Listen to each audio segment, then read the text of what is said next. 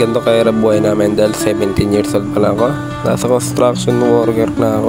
Hi, ako nga pala si Kuya Batutoy. Pangarap kong imaman sa paraan ng pagsusumikap. At di ko alam kung kailan ko mararanasan yun at kung mararanasan ko pa ba at kung paano.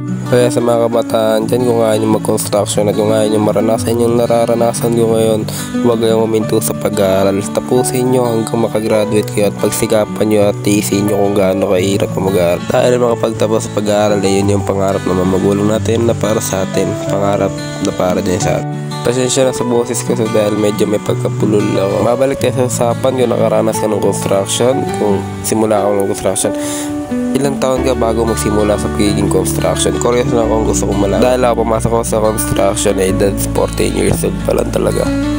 Kaya gusto kong makabalik na Manila at para doon makapagtrabaho at makapagsimula ulit ng panibago. Dahil isa sa mga pangarap ko, may yaon sa kahirapan yung mga magulang ko na makabawi man lang ako. At hanggang dito na lang ako sa video na to. Kung natapos mo nito, maraming salamat sa inyo.